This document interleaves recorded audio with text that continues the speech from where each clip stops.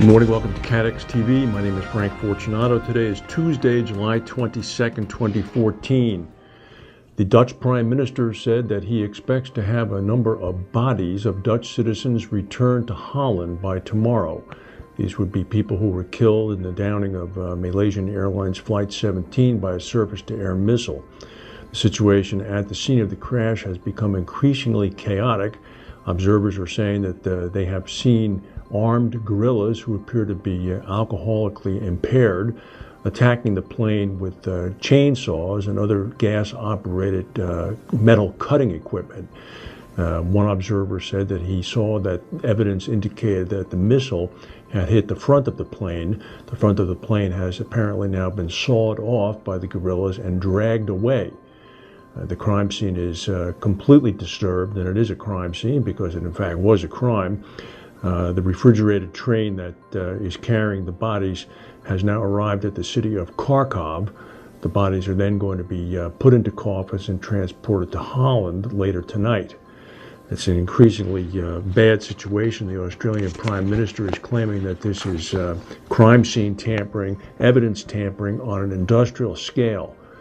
It's not yet clear what the fallout is going to be for this. Sanctions have now been extended by the European Union onto other coterie members of Putin's circle. It's not clear yet as to how much further the Europeans are prepared to go. President Obama said we don't exactly know what they're trying to hide, referring to the activities at the scene of the crash. The one thing that this is going to do is it looks as if it's finally going to end the softening of insurance and reinsurance rates for aviation policies. It seems that, according to some observers, the likely impact of the latest Malaysian airline crash will result in flat renewal rates, at least for this year, instead of the usual decrease of 15 to 20%. Apparently, the hull of the down 777 is valued at $97 million. Other sources are now talking about a possible liability loss as much as $500 million. The passenger liability will be borne by an all-risk underwriter policy with Allianz, the big insurer from Germany, on the lead. Willis brokered the policy. Lloyd's insurer Atrium leads the aviation war policy, which pays for hull claims in instances where the loss results from a malicious act. The hull claim here, of course, would be about $97 million. Atrium has said that it has agreed to pay the claim and is in the process of collecting the funds. AM Best Director Catherine Thomas said that the string of losses, also Malaysian Airlines Flight 370, which disappeared, could halt the decline in aviation rates. I should say that it would.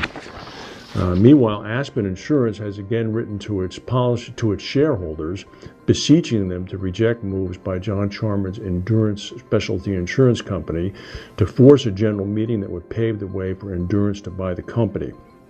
The letter was signed by both Aspen Chairman Glyn Jones and its CEO Chris O'Kane. It states that Endurance continues to pursue its inadequate offer for your company, Aspen, an offer that becomes even weaker as a result of Aspen's strong operating results and increasing book value. Endurance is engaging in wasteful and coercive legal tactics as a desperate attempt to create a false sense of urgency among Aspen shareholders and force through its inadequate proposal. It describes Endurance's stock, which makes up 60% of the offer, as, quote, highly unattractive currency, and calls Endurance earnings as low quality and significantly dependent upon reserve releases. The letter also stresses that 3 separate independent governance advisory firms have recommended that Aspen shareholders reject Endurance's proposals. This is going to be very interesting to see what finally comes out. Now, operating profits at London-based independent broker price Forbes soared by 88% in the calendar year 2013, went up to about $15.4 million US. Profits were boosted by strong growth in the company's top line that significantly outpaced increases in expenses. Revenues jumped by about 20% to reach about £54 million. Costs climbed by only 10% to reach £45 million. Transatlantic Reinsurance Company is another example of a reinsurer investing in a Florida startup property and casualty insurance company.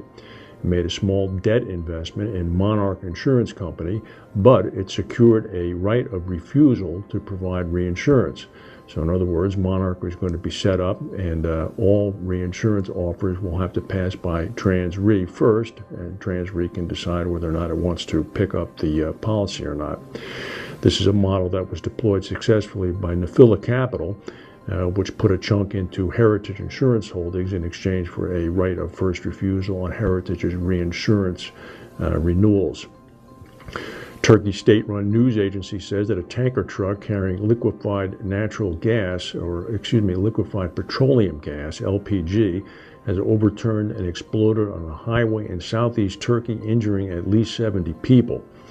The press agency said that the accident earlier today caused a large blast and a fireball that engulfed 2 passenger buses and other vehicles. Miraculously, nobody died.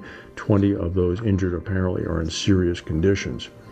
A Green Bay, Wisconsin area fire chief says that a livestock feed mill has sustained more than $1 million in damages from a fire. The Nutrition Service Company, Inc., and a grain processing fire near Pulaski that took 16 local agencies to put the fire out apparently did see some damage totaling about $1 million. The plant obviously is closed today. Yesterday, there was news of a $190 million settlement for former patients of a Dr. Nikita Levy, who works at Johns Hopkins Medical Center down in Baltimore.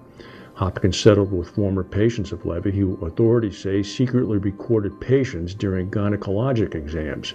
Plaintiffs' attorneys estimate more than 8,000 patients could have a claim. Some people are wondering whether or not Hopkins will be able to sustain the hit. Experts say that given the hospital's nearly $5 billion in annual revenue, covering even a $190 million settlement could be manageable. An associate professor at the University of Baltimore School of Law, Gregory Dolan, said, "The running joke is Hopkins has more money than God. Hopkins, I think, will just be fine. I don't think it's going to affect their ability to care for their patients." Most of Hopkins' policies apparently are liability based up to a certain limit. Then beyond that, Hopkins covers self-insurance on their own, meaning they set aside cash to cover the claims.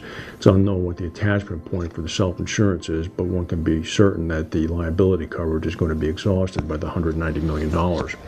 Hopkins said that they have, quote, redoubled their efforts to uphold patient privacy. That's good news. No one would want to be filmed during such a procedure or an exam, that's for sure. That's the news for today. If we have any breaking news, we'll come back and tell you. Thank you for watching, and we'll see you tomorrow.